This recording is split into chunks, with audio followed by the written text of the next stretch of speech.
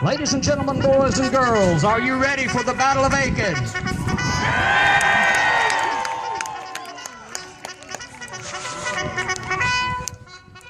On the count of three, let's give them one more yell. 1, 2, 3!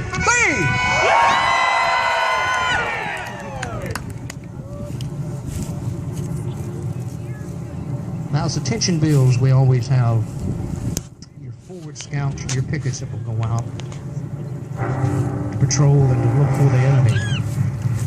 Today's scenario, for South Carolinians, they have filled the redoubt.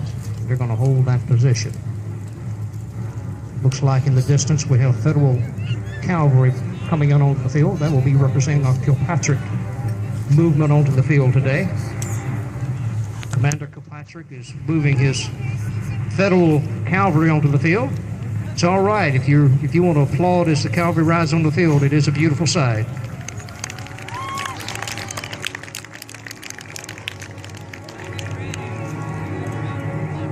They're going to form up. Looks like we have some artillery coming into us. We have Confederate mortars. They have opened up. We have 2 Confederate cohorn mortars. They have opened up inside of the fort.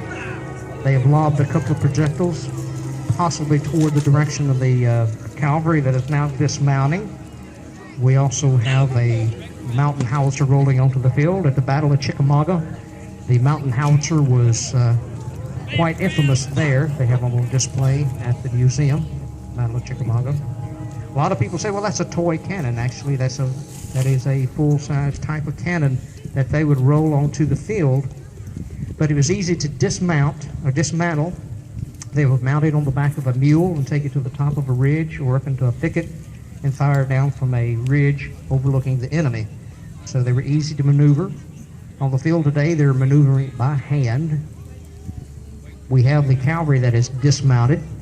Confederates in the redoubt, they're going to hold their ground and they're watching what the enemy does. They have the safe position at this time.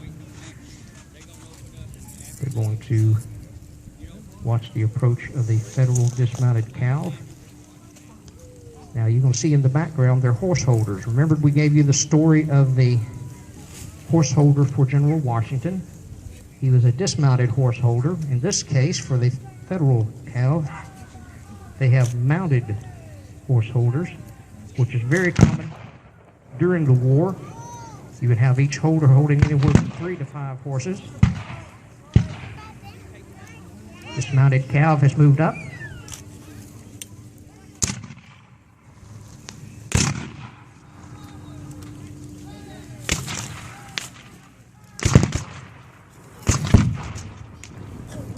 Almost got a smoke ring. It hit the tree and broke up.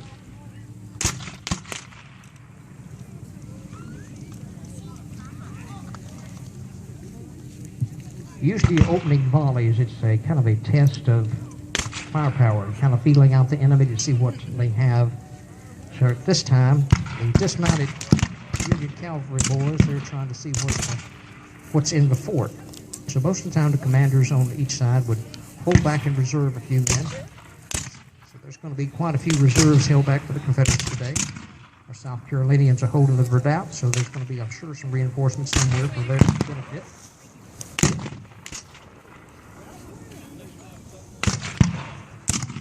Somebody had a double load on that one. It barked pretty good. It's you. I see you. It sounded good, though.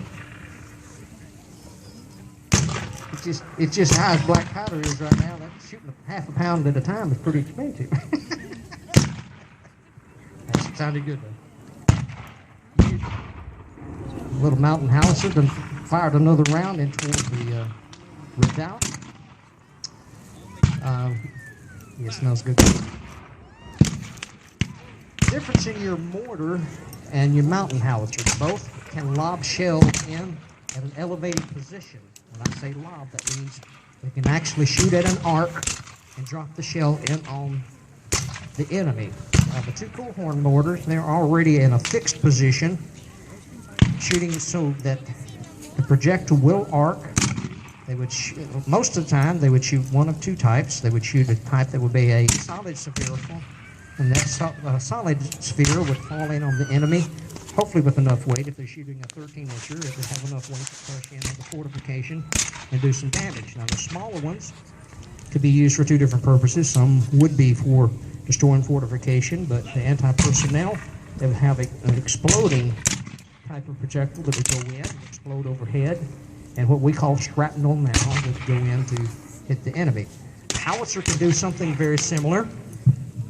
It is also a smooth bore device, and it will lob the shell in, but it can't shoot at a severe angle as much as a mortar can. So right now you've got a duel going on between two Coehorn mortars and a field howitzer, little mountain howitzer. Looks like your dismounted cav is found in position on the field, kind of making a little stand at this point.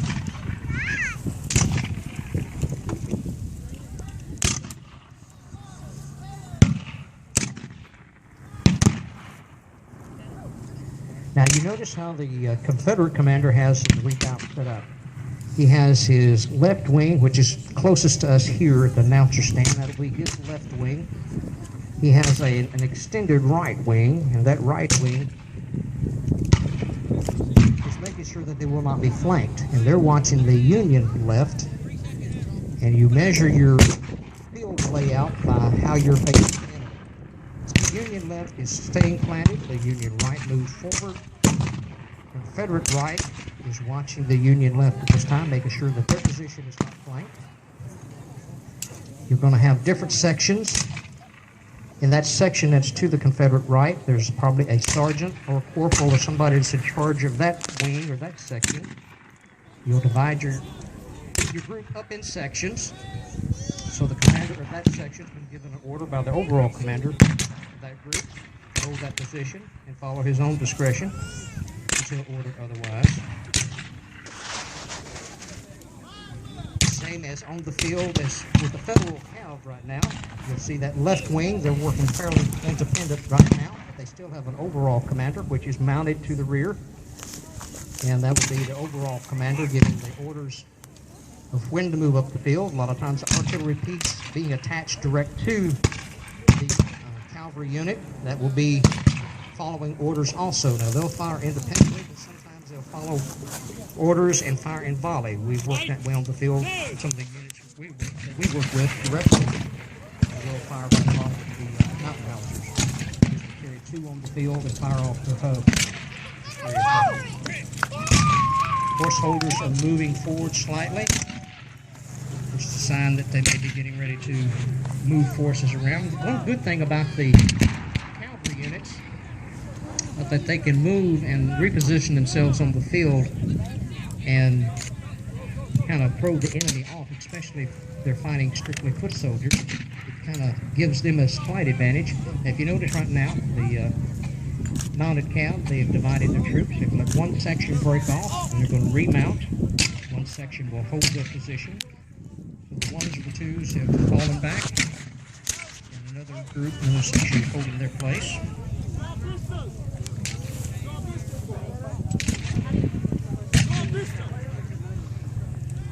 Mountain howitzers. The two Coehorn mortars, they have now driven back the field artillery. The mountain howitzer is falling back. They've had good effect there. Looks like Confederate cav has now moved on to the field. Ladies and gentlemen, looks like the battle is going to intensify just a little bit. Let's kind of liven it up a little bit. Let's cheer them on.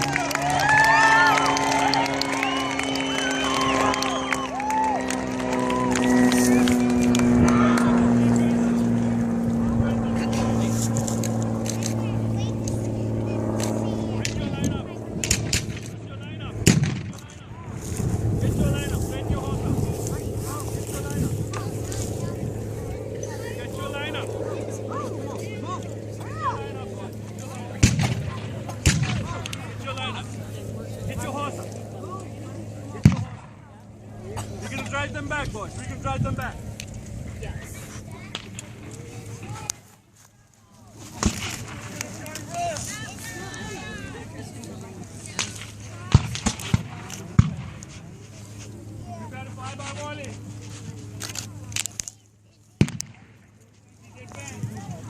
The members of the Citadel have moved onto the field to begin operations on their artillery pieces.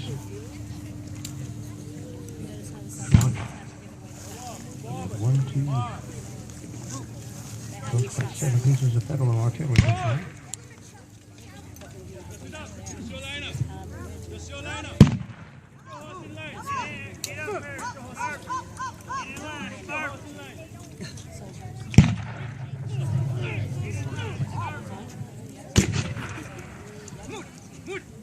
Move it up.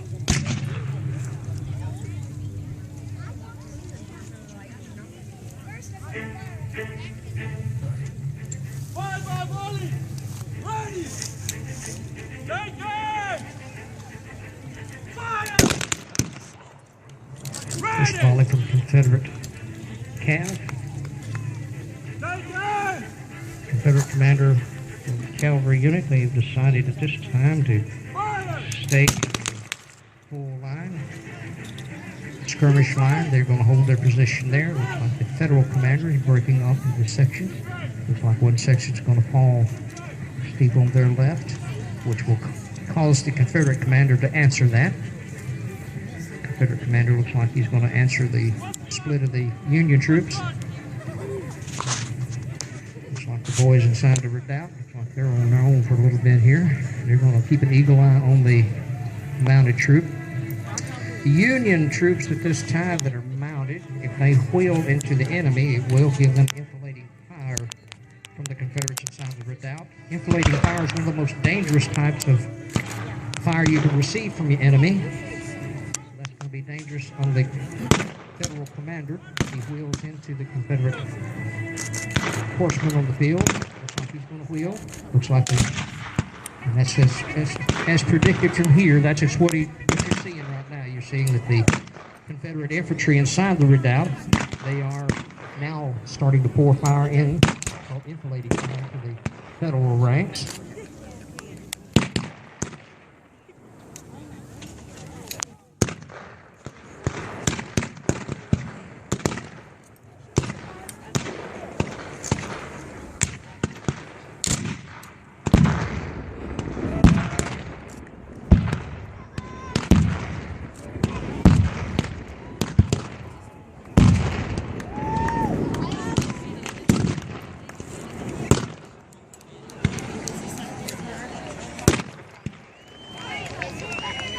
Awesome artillery display. I love that.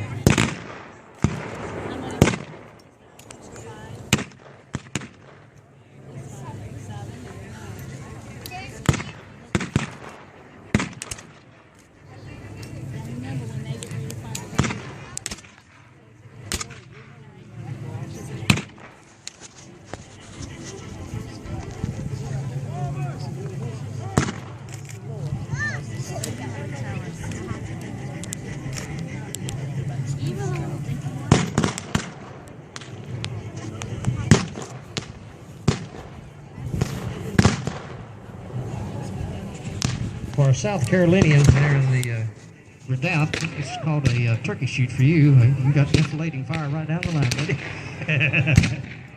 it's like shooting fish in a barrel for you.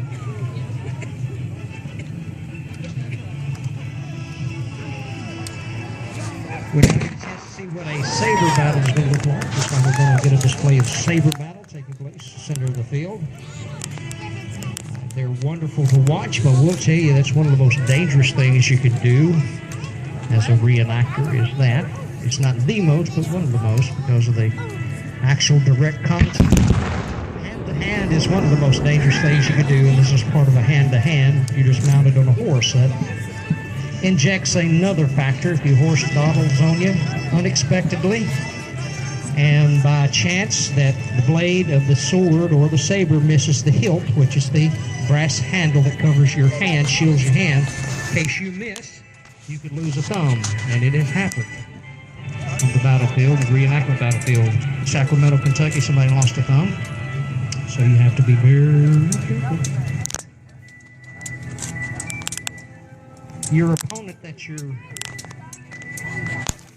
working with there on the field, you have to make sure your timing's right. So usually you do about a 3-tap, sometimes a 2-tap, but you count your taps. sometimes you want to practice with members of your own unit so you get used to that sword fight on the field, so you guard against having any injury on the field. Looks like our mortars are sitting, waiting for orders, sitting kind of silent right now.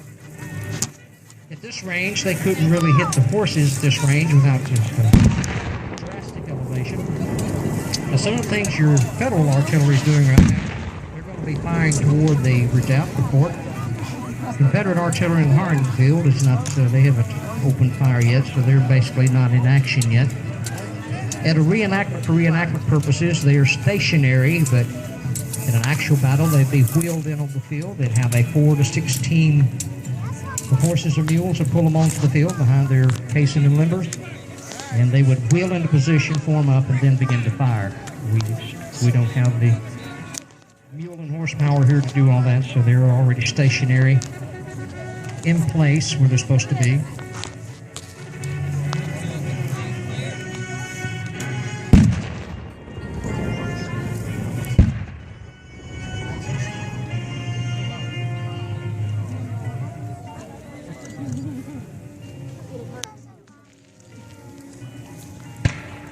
Federal cavalry is reformed. Confederate cavalry is now reformed. Now you're going to see your cav units, you'll see them do that quite often. They'll fight a little while, reform.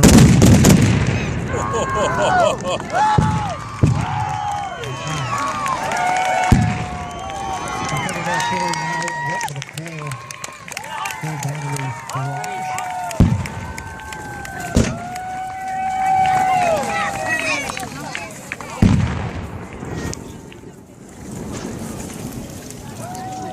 Types of projectiles that the artillery would fire. You're going to have a solid shot that's going to be used when artillery is firing at other artillery pieces or fortifications. And with the South Carolinians here, with them in their redoubt, they're going to be a sitting target for solid shot coming from the federal artillery pieces across the field. So that would be what would be lobbed in their direction, fired directly into their direction. They'd also be firing solid shot toward the Confederate pieces on the other end of the field. Now, when you see troops come in on the field, you're also going to see another type. In a real battle, they would be a canister, which would be like a large shotgun shell that we put into the artillery pieces.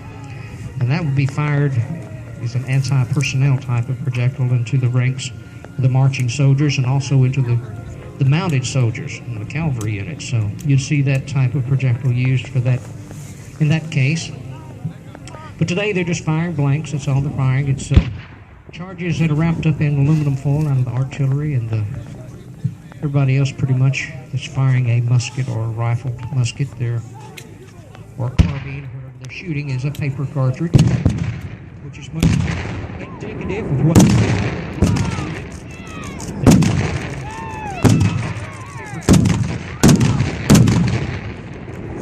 paper cartridges of that period did have the little projectors in it.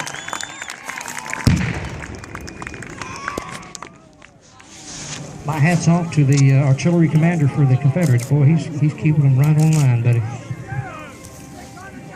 He fired battery fire first, then he fired, I think, from their right down the line then, so he may follow suit and fire from left down the line next. Looking prettier to see that type of ripple fire of the artillery line.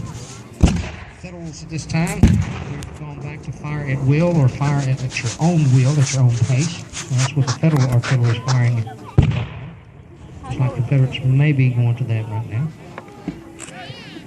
Looks like I see some mountain howitzers of the Confederates. They're on the far right artillery line. Confederate artillery is now going by piece or by the commander of each gun has its own designation in charge of the piece. So now the overall commander of artillery is letting the artillery pieces fire on their own. And we have our good southern fried South Carolinians trapped right in the middle. Y'all gonna be deaf with it. And you hear, huh? Man. You're right in the middle of those muzzles. That should for britches now. There's your smoke ring. Told you if you look long enough. Oh, that's a pretty one. That is halo. Lasted a while. Halo, it is still up there. It's coming over from the South Carolinians never doubt here. It's got a halo above you, boys. That might not be a good sign. That's not a good sign. We don't want you being an angel. We want you around for supper. You want to be around for supper, don't you? Yeah, you want to be around for supper. I don't blame you. It's good around here, I hear.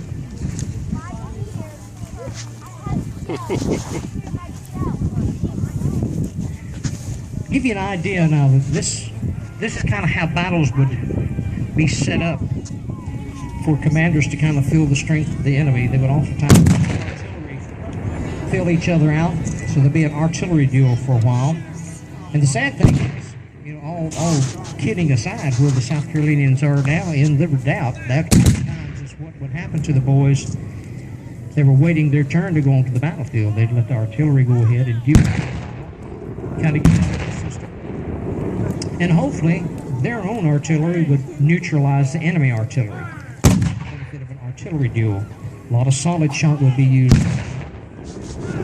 And so there would be the ability to take out opponent's artillery. If you could hit somewhere near the carriage and take out the carriage wheel, take that out, or actually hit the limber, explode the limber or the casings behind it, that would be the target you would be, as an artilleryman, you'd be aiming for, trying to neutralize your opponent's artillery.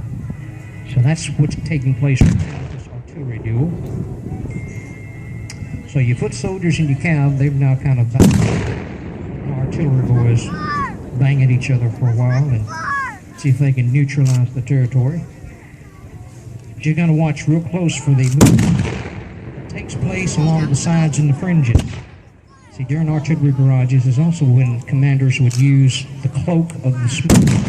If you notice how dense the smoke is, when you've got 60, 70 pieces of artillery firing, then you've got much more dense smoke, especially when the weather is more damp and moist. Small smoke ring from the mountain country. But when it's more moisture in the air, if you've been here in the past, you notice how the smoke will cling on a rainy day or when it's got a lot of moisture. Especially if the grass is still wet and damp, the smoke will cling to the ground. And the commanders would use a lot of that cloak of the smoke, and they would send in some type of maneuver on a flank. So flanking positions and flanking maneuvers can take place. The pine thicket down to wood edge, perfect for what we call today a sniper, but in that day would be a sharpshooter, perfect for sharpshooters to move their positions. Sharpshooter had a couple of they would try to do. The two main targets for sharpshooter would be artillerymen and commanders, and also flag bearers. They would help to try to break the morale of those in charge, and therefore it would break the morale of those in the ranks.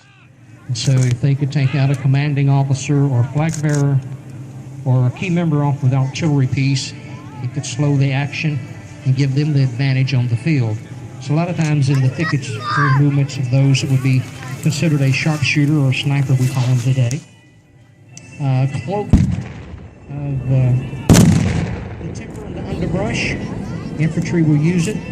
Cav can use it some. It's a little more difficult to get you and your horse through a thicket, but oftentimes it can be used to cloak your movement. I do see at this time, looks like we have Army of the French Broad. We have federal foot soldiers marching over the field. A pretty good sized battalion coming over the field.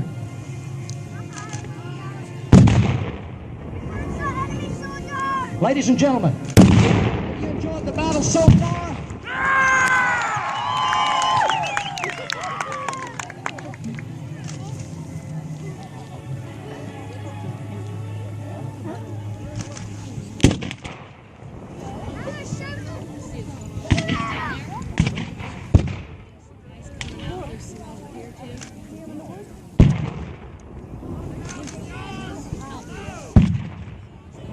They're all coming out of the woods.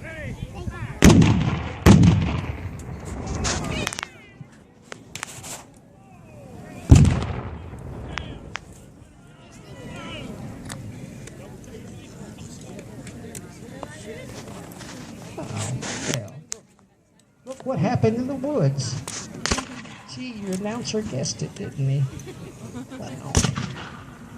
We do now have some, looks like we have a forward patrol coming out of the wood line. Federal soldiers come in on a flanking maneuver on the Blue Out, where you have the Confederate South Carolinians. We'll have to reposition themselves a little bit.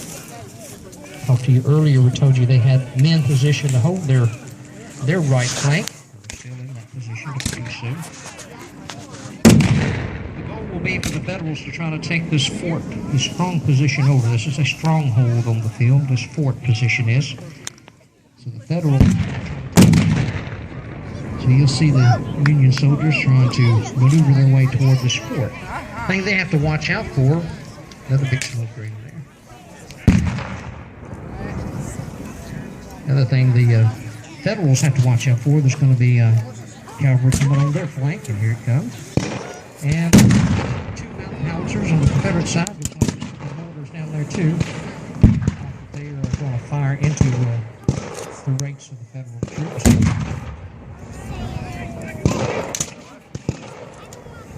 So a surprise attack launched by the Union troops at this time stalled slightly. It hasn't been defeated by no means, but it's been stalled slightly. They were on the approach, but the Confederate cavalry made them hold their position on the field. They still have a strong position. There we go. They have set themselves up to evade, and they've taken put a wing on there, so they're now set up to where they can actually ward off an attack from the Confederate cav. Looks like Federal cavalry is now reinforced the Union foot soldiers.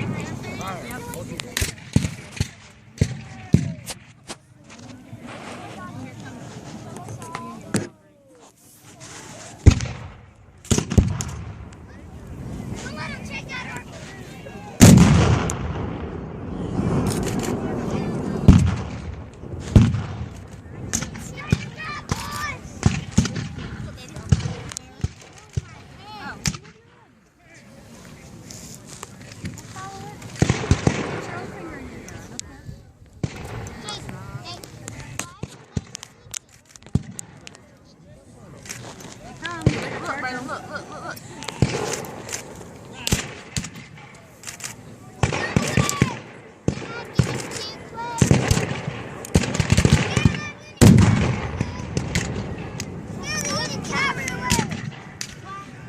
Our outpost here in the fort.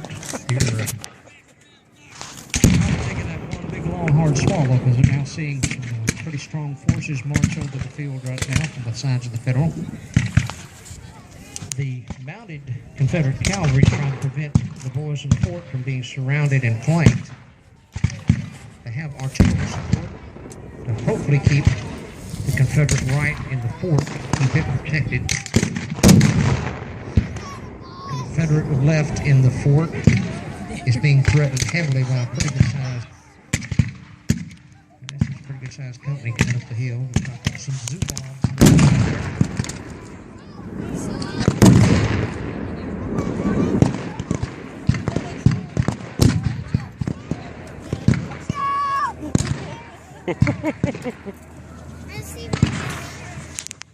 Our South Carolinians in the fort have taken quite the beating.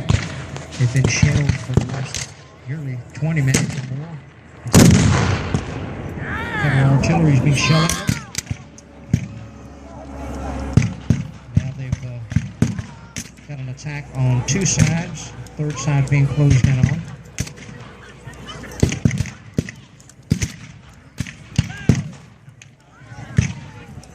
The Citadel is now moving their guns up for the Union side today, and they're moving up in position. Join on the line with the infantrymen.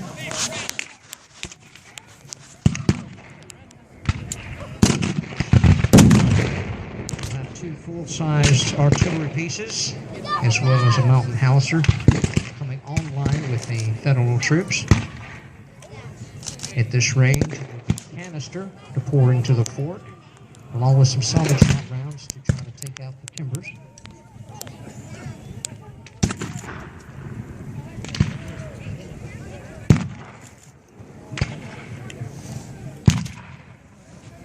the land of actuality, this would be called a dig-in throw-up fort if you were in battle and could just throw up something real quick. They conduct the forest in different units. If they had an hour's notice, they might take their axes and throw something together like this. But if you had a day or two to prepare yourself, you would actually take dirt and pile in front and make a berm in front of your logs, and that would be your perfect fort. Put earth in front of it, and the earthworks part would actually stop the solid shot projectiles from the artillery. Protection. A solid shot piece in a fort like this, in reality, in actuality, would come right through it and actually destroy the people inside the fort. So, if they'd had true time to prepare, they would want to put earth around it, make a true earthwork out of it, and it would give them far more protection from the projectiles coming their direction.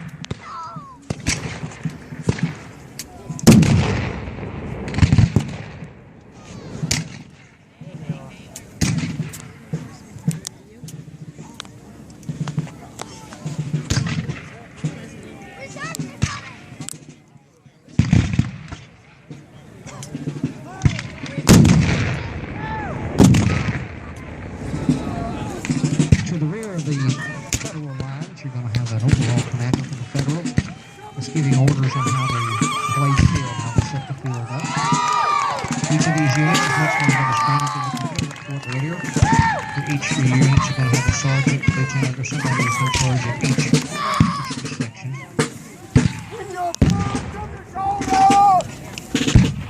Confederate reinforcements are now marching onto the field. The battle is going to be more intense. Ladies and gentlemen, let's cheer them on. The battle is going.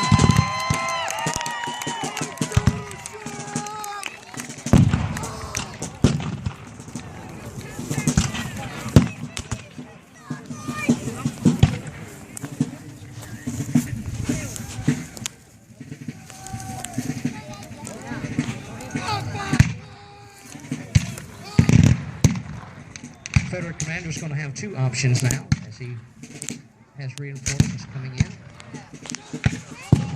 Either man the earthworks and hold the earthworks, or put this fort from the lower down. Now actually begin to shape it up and start pushing the flank the enemies. Make a decision. And make it soon, because you're being flanked by the cavalry as we speak.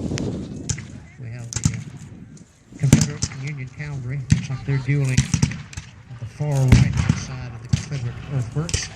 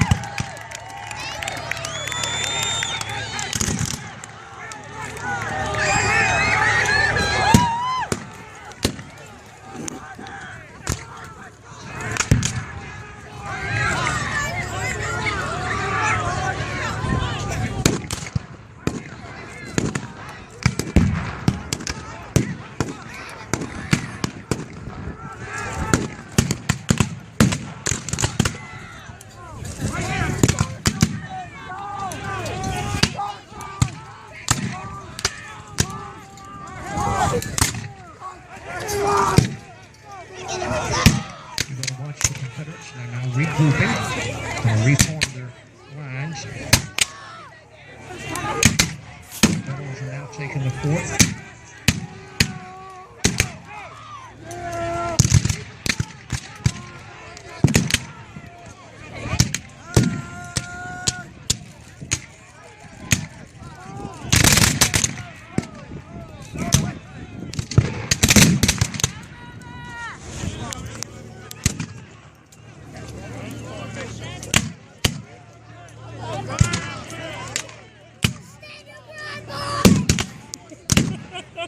Questions often asked, how do you know when you're on casualty on the field? You want to fight as much as you can, but if you're commanding in your group, you to take a hit, then you take one. If you have fouls,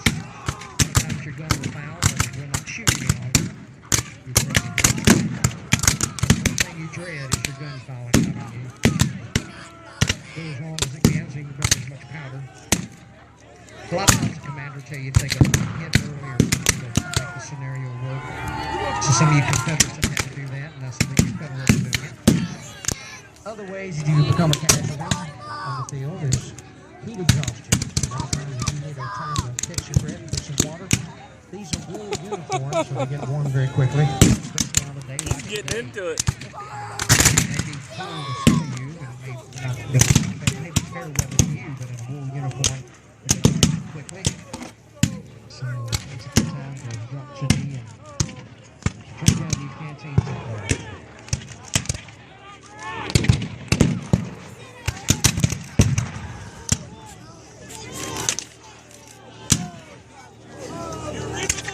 Confederates have taken that position under artillery pieces, which means artillery will have to remain silent after the Confederates are going to shut out. But it doesn't mean that the Federals will shut theirs down.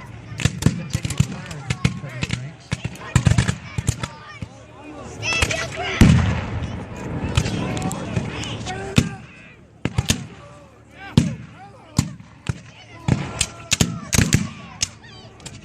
The individuals you see in civilian dress behind the lines with the surgical corps, the ladies that call it ice angels, and what do they do that? They carry the ice to help refresh some of the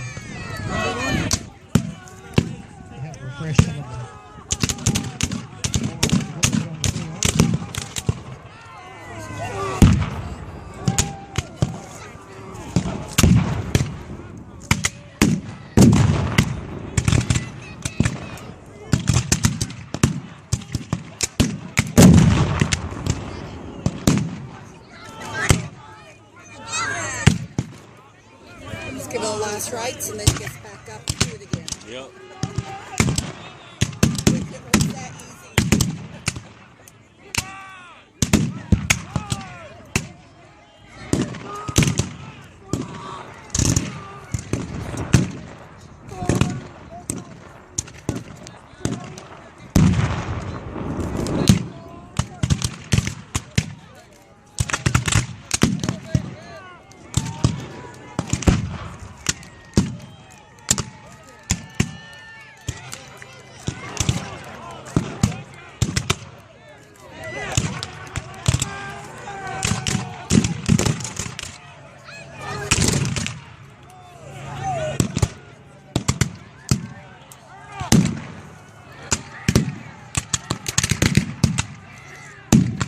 If I'm not mistaken, and it may be because of the dense smoke on the field, looks like in the ranks of the Confederates, I may see a black Confederate in there.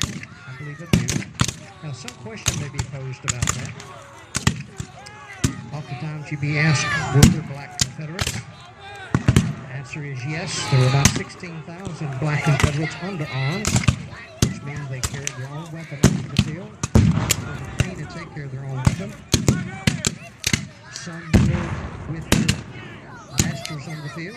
Oftentimes, many were freed slaves or freed men of color that fought on the field. There's about 16,000 men of color on the field that would fight for the Confederacy. Another 35 or 40,000 that were wagoners and people that would be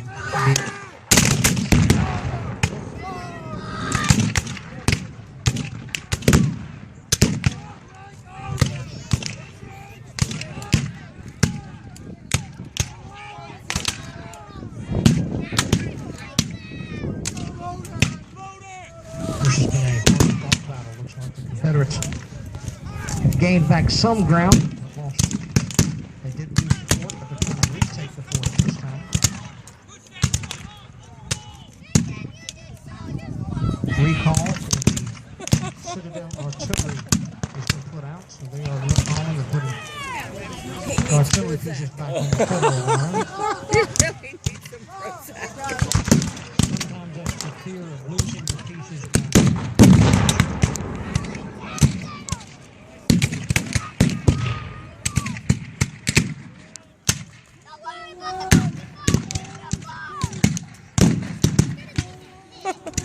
He needs to be on the field.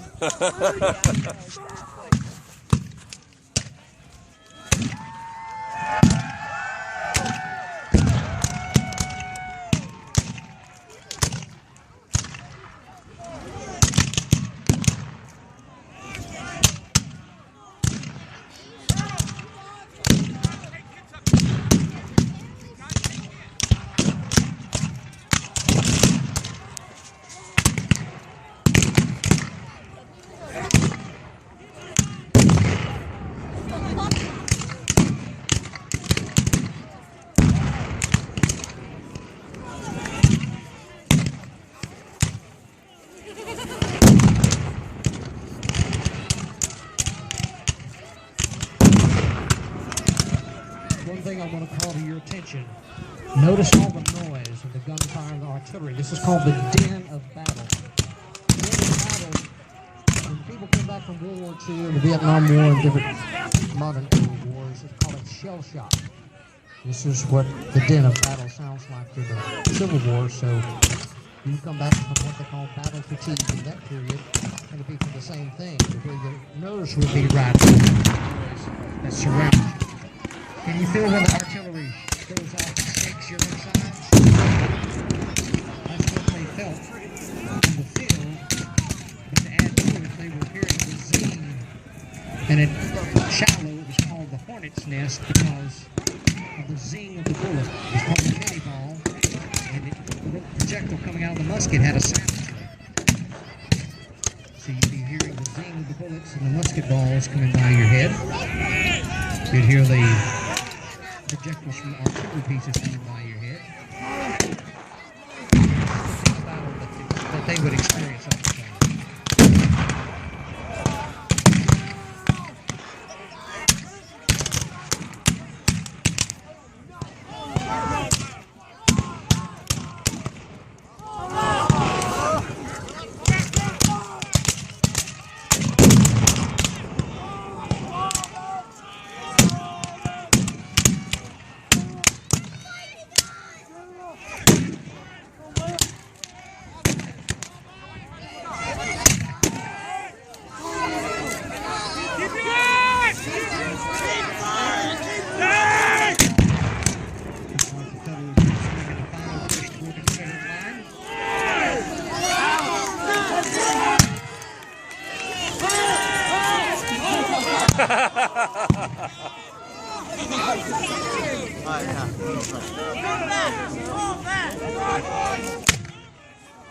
Don't everybody to keep your seat. Looks like the battles are getting wrapped up.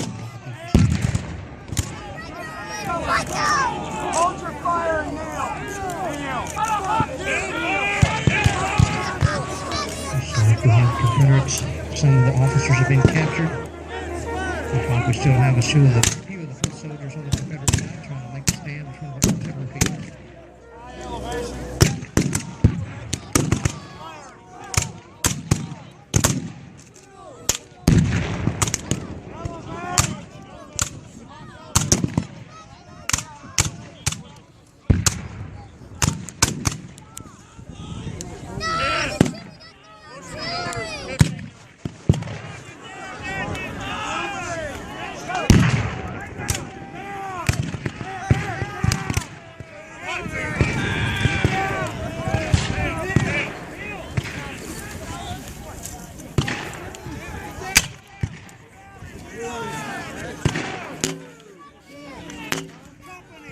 Rise up! Rise up!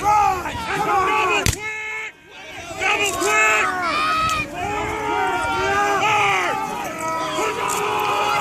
Final push, ladies and gentlemen. It's time to cheer them on for the final push.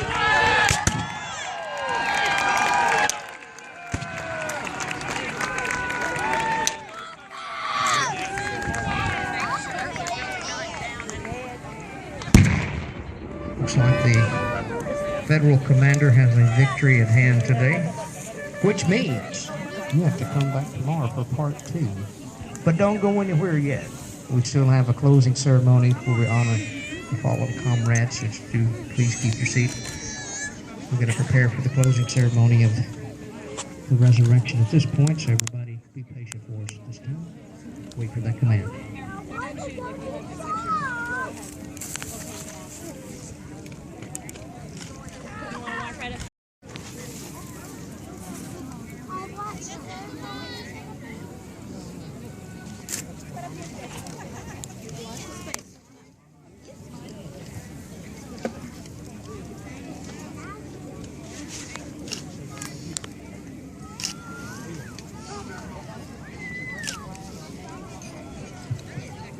Everybody uncover for resurrection.